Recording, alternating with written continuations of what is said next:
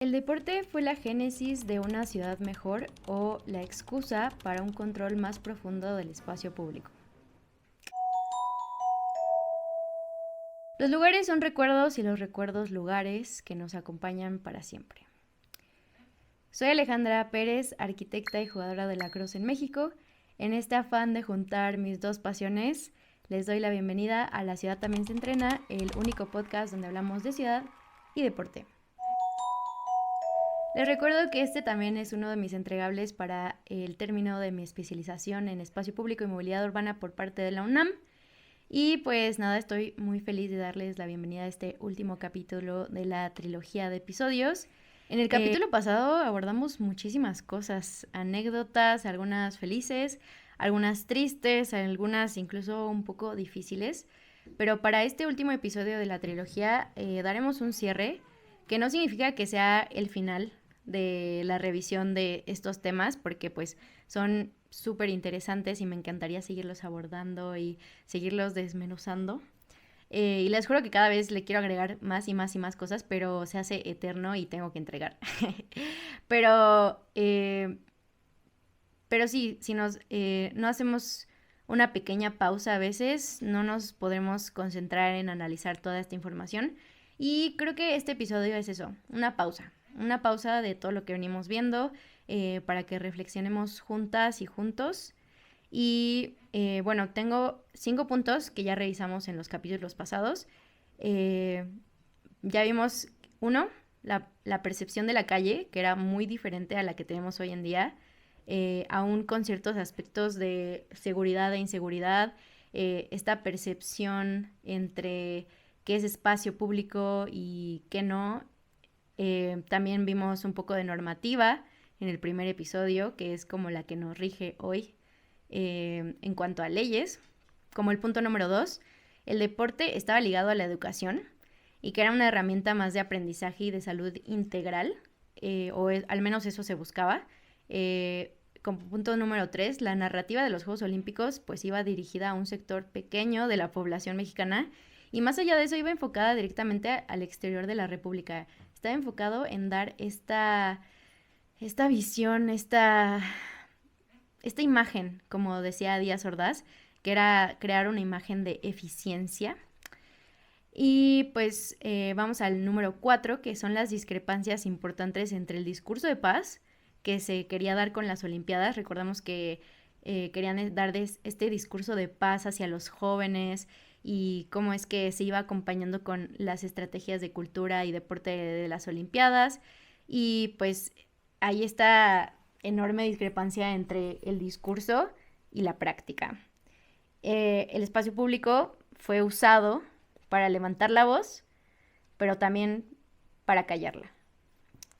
Como punto número 5, respondiendo de manera somera a la pregunta inicial de todos estos videos, sí, el deporte, en este caso las Olimpiadas de 1968, fueron una excusa para el control más profundo del espacio público, pero no solamente del espacio público, sino de la narrativa, de quienes contaron al final la historia, pero no se queda ahí, no se queda ahí. Las formas de movilidad, los hábitos también, las dinámicas, el marketing del espacio, fue una vez más utilizado para otros fines que no eran lo público, lo comunal, lo que beneficiara a la mayoría. Es así que en este episodio les quiero hablar de autores de la época de 1960 que marcaron un precedente en cómo se hablaba del espacio público y de la ciudad y de la planeación, del urbanismo en general. Una de ellas es Jane Jacobs. Bueno, Jane Jacobs, ¿quién fue? Fue una periodista, activista y teórica del urbanismo estadounidense y canadiense. Se enfocaba más en los países, estos dos países de Norteamérica. Y pues fue muy famosa por su libro Muerte y Vida de las Grandes Ciudades, que se publicó en 1961. Originalmente era Muerte y Vida de las Grandes Ciudades estadounidenses, pero se ha ido como haciendo este título como un poco más universal. El gran problema del por qué las ciudades como que tienen como una misma raíz o un mismo entendimiento, o sea, que se han como capitalizado y se han hecho a la idea de que la ciudad, no importa en dónde esté, se tiene que ver de una manera muy específica. Y creo que es parte de la crítica que ella tenía. Ella estaba hablando específicamente de las ciudades que ella conocía. Pero bueno, creo que debido a lo que ella criticaba, pues estas críticas se relacionan mucho al México de ese momento y creo que al México de este momento también. Y desafortunadamente a muchas otras ciudades del mundo. Pero bueno, continuando, Jacobs argumentó que las intervenciones de renovación urbana, a menudo financiadas con grandes sumas de dinero, eran un fracaso generalizado porque no respetaban las necesidades de las personas como tal.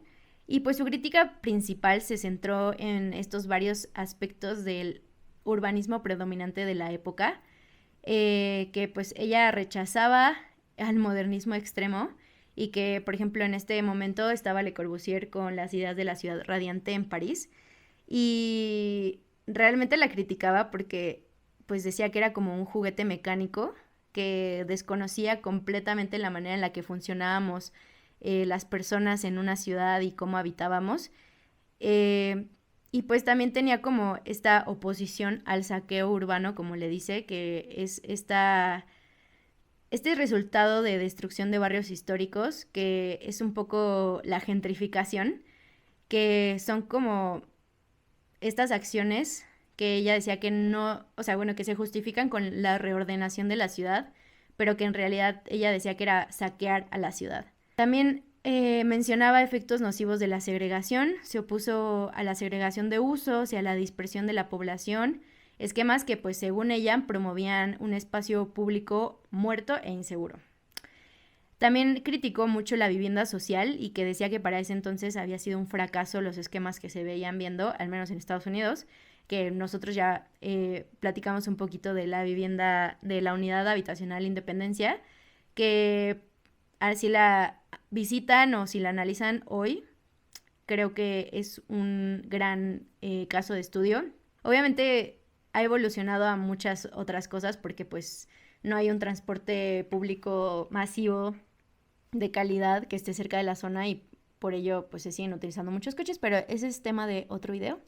Pero bueno, justo ella critica esta vivienda social que observó que los nuevos barrios de viviendas sociales, a pesar de que tenían grandes inversiones y demás, a menudo empeoraban las condiciones de los barrios pobres y que pretendían pues reemplazar. Y creo que esto se ve muchísimo, por ejemplo, Santa Fe.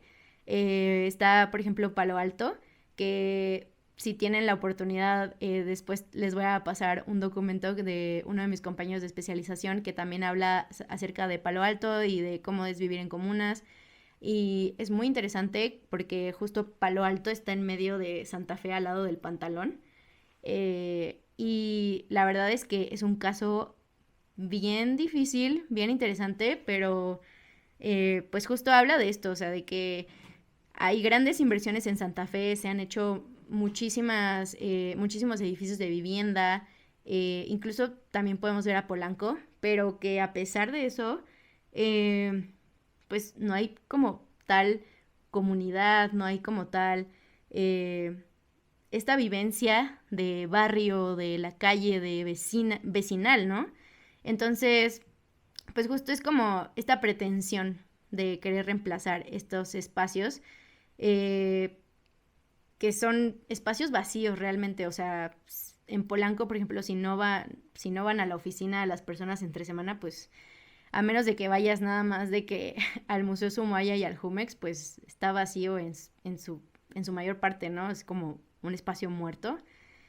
Eh, y pues esto también que critica Jane Jacobs acerca del automóvil como una erosión y que consideró que el vehículo motor en un momento era símbolo de la modernidad y que pues era símbolo del progreso en Estados Unidos, como lo fue aquí también en México. Y lo critica haciendo como referencia a que fue un factor de erosión de la ciudad. Como activista, Jane Jacobs se hizo muy conocida por su exitosa oposición contra la construcción de la autopista del Bajo Manhattan, que fue un proyecto impulsado por Robert Moses, quien era pues el autodefinido coordinador de planeación de Nueva York. Y pues Jane Jacobs a raíz de esto propuso varios principios de planificación alternativos con una orientación que ponía la atención a la gente. Y con esto me recordó muchísimo al DOT, que es el desarrollo orientado al transporte, que también nació un poquito después. Y se enfoca, este DOT se enfoca en diseñar ciudades en torno a los medios de transporte, por eso es diseñado orientado al transporte. Y ha ido cambiando a través del tiempo y al final se ha hecho como un tipo de guía de medición para poder determinar si ciertos factores hacen o no que una parte de la ciudad o del campo de estudio, sección de estudio que estás analizando es buena, o sea, o mala, dependiendo de varios indicadores como caminar, andar en bici, transporte, accesibilidad, etcétera. Creo que en un principio, y la crítica de Jane Jacobs, que tiene mucho que ver, es que ese diseño orientado al transporte se comenzó a realizar en torno al transporte motorizado privado. O sea, no como, vamos a hacer muchos trenes y, o sea, como transporte masivo para el público, que sí se estaba haciendo a la par en Estados Unidos, pero que se enfocaba más dentro de las ciudades como en el transporte motorizado privado. Y pues ella propone justo que su forma de ver las cosas tal vez debería de ser como este diseño orientado a la gente, que en este momento lo estoy bautizando como el dog, el perrito en español. Y hoy el dog sigue bastante vigente y me parece que es una herramienta para medir el estado de alguna porción de la ciudad, y que ayuda a determinar ciertos factores, como les decía, ciertas carencias y fortalezas que tiene ese espacio en cuestión. Y pues creo que sí puede ayudar a determinar y tomar decisiones, pero es una herramienta muy somera y muy por encima de lo que realmente eh, Jane Jacobs se refiere, que es como, o sea, a ver, lo que importa es la gente. O sea, nosotros y nosotras somos las que experimentamos la ciudad, cada paso, cada sensación de la ciudad, cada hábito que tenemos en el espacio público, somos nosotras las personas quienes lo experimentamos. Entonces, creo que iba más como hacia ese punto. Y justo su objetivo en este libro era escribir sobre cómo promocionar las ciudades en la vida real. Y sus propuestas se basaron en 4 condiciones indispensables para generar la diversidad y la vitalidad urbana, consideradas la idea principal de su libro. El primero fue la mezcla de usos primarios, que no nada más fuera como, bueno, vivienda y oficinas, que Polanco y Santa Fe, sino también comercios, parques, servicios, toda esta parte de infraestructura de que plazas cívicas, etcétera, etcétera. Como punto 2 decía manzanas pequeñas, que deberían de ser pequeñas para maximizar el número de calles y esquinas, y que esto reivindicaría la calle como el escenario social de diversidad y la vitalidad de ella. Como número 3, los edificios de distintas épocas. Esto lo hizo como, o sea, que deberían de haber edificios de distintas épocas en la zona. Esto para una mezcla de distintas épocas que incluyan una buena proporción de casas antiguas, lo que según ella ayudaría a compensar la subida de precio de las construcciones nuevas y garantiza la diversidad de ingresos en el barrio. Bueno, esto es un poco, pues, podemos ver que las colonias más antiguas de la ciudad son las que más cuestan hoy. Entonces, tal vez no importa qué tan viejo sea el edificio, lo importante es qué tan conectado está a diversos usos. Entonces, bueno, esta definitivamente ya no aplica, pero en una idea general creo que iba por ahí. 4 es la concentración humana densa, es decir, pues, o sea, con las manzanas pequeñas, crear como esta densificación dentro de esa manzana que tenga todo tipo de usos, que tenga muchísimos más habitantes, no para vivir en hacinamiento, no malinterpreten, sino justo para tener la mayor cantidad de servicios cerca de experiencias en general de la ciudad, ¿no? Y bueno, su mensaje final fue que las ciudades con vida intensa, animada y diversa contienen las semillas de su propia regeneración. Importante recalcar que se dirige principalmente a las ciudades de Estados Unidos, como ya les dije, pero que debido a la cercanía que tenemos con Estados Unidos y al consumo gigante que tenemos, pues no, nos vemos obviamente influenciados por muchas de sus conductas en muchos aspectos, no solo en la planeación de ciudades. Continuando, otro autor contemporáneo es Henri Lefebvre, quien escribió en 1968 La Révolution Urbaine, la Revolución Urbana. Este libro surgió en el marco de la campaña para detener la destrucción de barrios tradicionales en París y ayudó a animar las dinámicas mayores de la revuelta de 1968. En este contexto, Lefebvre predijo que la urbanización era central para la supervivencia del capitalismo y por lo tanto se convertía en un objeto crucial de la lucha de clases y de la lucha política. ¿Qué pasó, Maquita? Lefebvre menciona 3 puntos importantes que son el derecho a la transformación, el derecho colectivo y el objetivo político. El primero se trata del derecho a cambiarnos a nosotros mismos cambiando a la ciudad. El segundo se enfoca en que es fundamental un derecho común antes que individual, ya que esta transformación depende inevitablemente del ejercicio de un poder colectivo para remodelar los procesos de urbanización.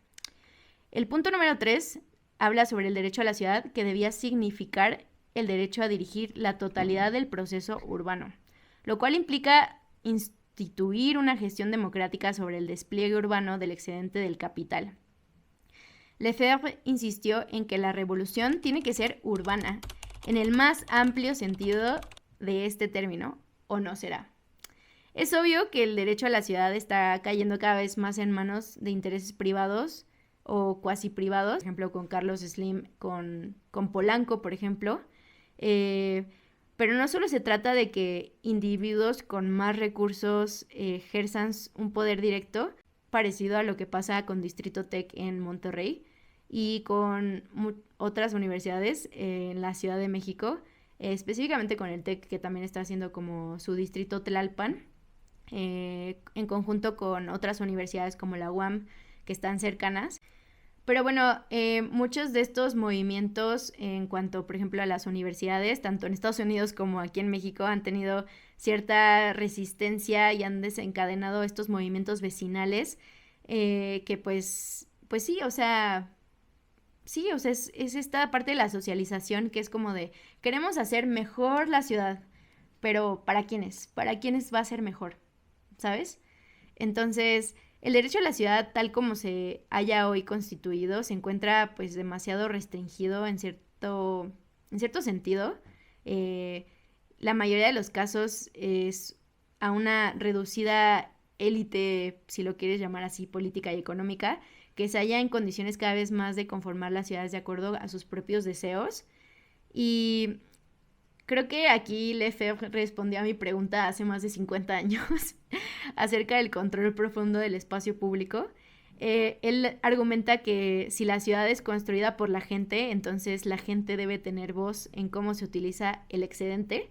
Yo no entendía muy bien a qué se refería con el excedente, pero justo, bueno, continuando, dice, el derecho a la ciudad en teoría significa la exigencia de un mayor control democrático sobre la utilización de este excedente. Y bueno, ahorita explicando qué es el excedente en este caso, en el contexto del capitalismo, las ciudades siempre han surgido a partir de concentraciones geográficas y sociales de un producto excedente o exceso de riqueza. Y el excedente es el capital o ganancia que los capitalistas generan constantemente y que para seguir creciendo tienen que reinvertir continuamente. Es decir, la urbanización o el proceso de construir y expandir las ciudades con sus rascacielos, carreteras y centros comerciales ha desempeñado un papel crucial a lo largo de la historia como el principal mecanismo para absorber este producto excedente. Oye, Ale, entonces, ¿quieres decir que seguimos atrapados en el 68? Ok, sí, tal vez. Les quisiera decir como, oigan, despierten, solo fue un mal sueño y tenemos que ir a recoger semillas al bosque hacer las reservas de invierno, pero no. Es broma, pero no es falso. En fin, les dejo a su criterio si el leer cosas del pasado les suenan ahora y por qué. También les recomiendo mucho leer la tesis de mi compañera amiga y amiga personal, Cassandra Martínez, que habla acerca de justo la ciudad deportiva y cómo es que grandes empresas que manejan al mundo del espectáculo moldean a su gusto la ciudad para beneficiarse de ello. Y estos discursos que les leo de Jane Jacobs y Henry Lefebvre siguen vigentes y me impresiona mucho porque es como, lo escribieron en los 60 y hemos traído hasta ahorita esos mismos lineamientos, los hemos tratado de interpretar, pero hay como una lucha de poderes, de decisión de qué es mejor para la ciudad. Pero no, creo que nadie se pregunta qué es mejor para las personas. Justo la tendremos como invitada pronto, pero en cuanto me pase su proyecto ya se los comparto y verán que es súper interesante, la verdad. Bueno, no podía cerrar esta serie sin hablar de escritoras y escritores de la época. Hablamos ya de Jane Jacobs y de Lefebvre. Y pues tampoco podemos dejar esta serie sin hablar de Tlatelolco y qué se escribió tras los hechos. Tenemos el libro de Elena Poniatowska que se llama La noche de Tlatelolco.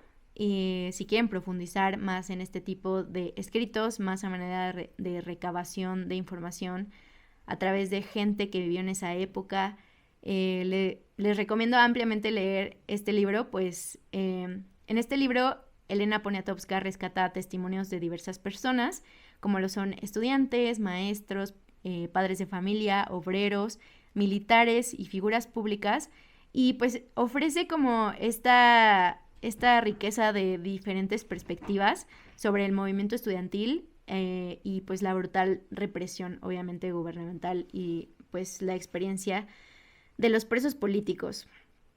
Me gustaría rescatar que Elena Poniatowska subraya el contraste entre la realidad brutal y la versión gubernamental de los hechos. Al día siguiente de la masacre, la plaza amaneció, entre comillas, barrida, y los periódicos dieron como principal noticia el estado del tiempo, mientras el banquete, en referencia a los Juegos Olímpicos, continuaba. Este libro se compromete a recordar y hacer que amanezca sobre tantas conciencias mancilladas, como dice, afirmando, duele, luego es verdad. Elena añade que este suceso tan horrible dañó profundamente el prestigio de México. Lo cual esto es tan contrastante con todo lo que comentábamos en el episodio pasado acerca de las Olimpiadas y cómo Pedro Ramírez Vázquez y el presidente de Azordas decían que había sido un éxito, que había sido increíble la planeación, todo lo que se había hecho para las Olimpiadas, el prestigio, lo que se iba a lograr, lo que se iba a enseñar a través de la tele a todo el mundo de México, pero ¿qué le estábamos enseñando a México de México? Jaime Samírez escribió lo siguiente en su poema Tlatelolco 68. Tlatelolco será mencionado en los años que vienen, como hoy hablamos de Río Blanco y Cananea. Pero esto fue peor. Aquí han matado al pueblo. No eran obreros parapetados en la huelga, eran mujeres y niños, estudiantes, jovencitos de 15 años, una muchacha que iba al cine, una criatura en el vientre de su madre. Todos barridos, ciertamente acribillados por la metralla del orden y la justicia social. A los 3 días, el ejército era la víctima de los desalmados, y el pueblo se apretaba jubiloso. A celebrar las Olimpiadas que darían gloria a México.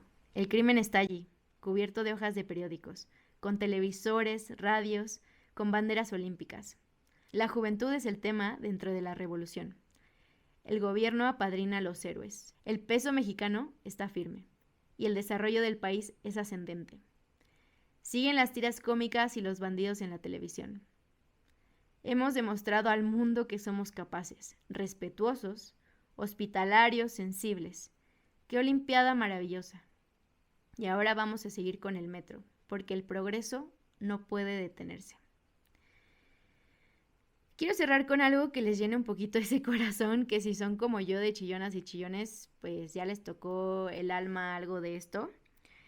Y les pregunté a las personas entrevistadas cuál era su lugar favorito en la ciudad en aquella época, y estas fueron sus respuestas.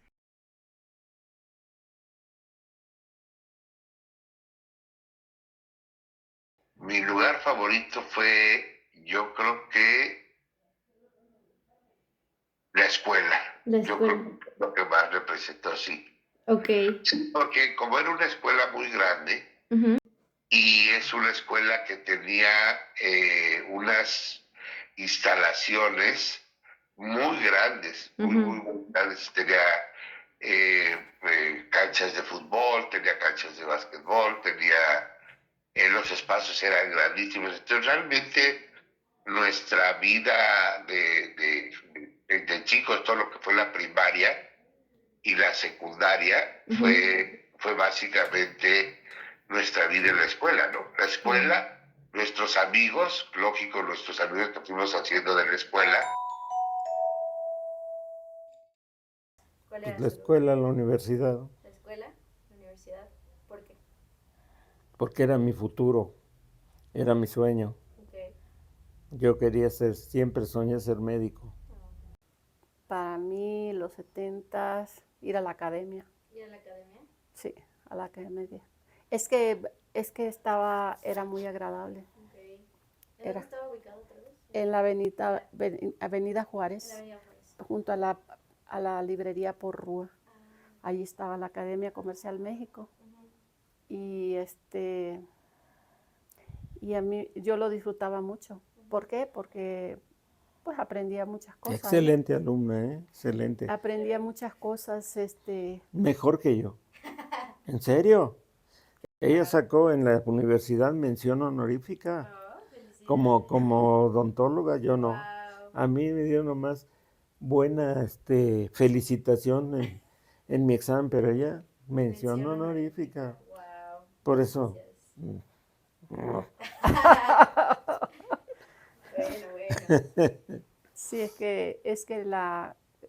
yo estudié en la universidad porque también quería ser cirujano dentista. No, bueno, las últimas veces que yo llegué a ir a Chapultepec, ya para entonces empezaron a crear la segunda sección y la tercera sección. Fíjate que ahorita que me dijiste eso, en la primera sección están los pinos. El camino para llegar allá a nosotros nos servía para bajar en carritos de madera que hacíamos con ruedas de balines que le llamaban antes, metálicas, y le poníamos un lanchas, ¿no? palo atravesado, ¿no? Todo lo hacíamos nosotros. Y entonces de ahí, bájale, ¿no? El que se atoraba tantito, ya iba a dar raspones y todo. El jardín de la penitenciaría. El jardín. Donde está la penitenciaría hay un jardín, Ok. todavía existe. Entonces, ahí íbamos a jugar fútbol, Ok. nos poníamos a jugar con los muchachos, porque las calles no estaban pavimentadas. Entonces nos íbamos al jardín. Claro. Y entonces, pues, a veces salíamos en pleito con otros, porque nos poníamos a jugar Sí. y los los de la calle de curtiduría, yo vivía en la calle de tapicería. Ajá. Y la otra calle se llama Albañiles. Ok. Ahora es el eje 1 norte. Wow. Jugábamos lo que era, le decíamos coladeritas. Ok. Había una coladera de aquel lado y otra coladera de este lado, eran las porterías. Ok. Y usábamos una pelota y había que meter En la coladera. en donde estaba la coladera que pegara adentro.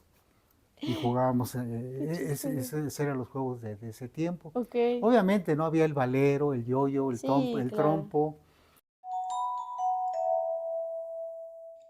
Quiero concluir diciendo que este tipo de investigaciones son una ventana a lo que fue, a lo que está pasando y a lo que podemos llegar a ser o no.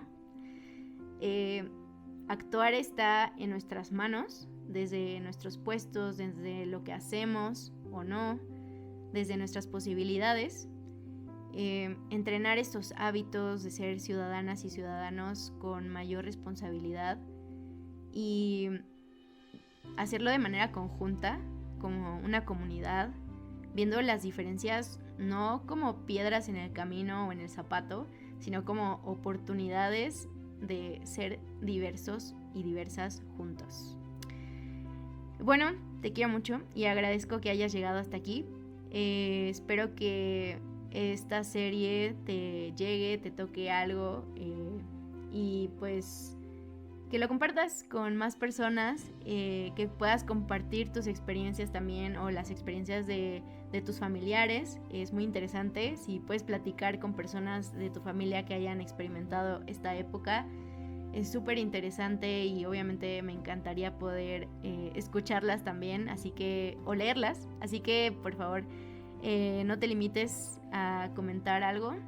Y pues bueno, nos vemos en la siguiente serie de La ciudad también se entrena. Bye.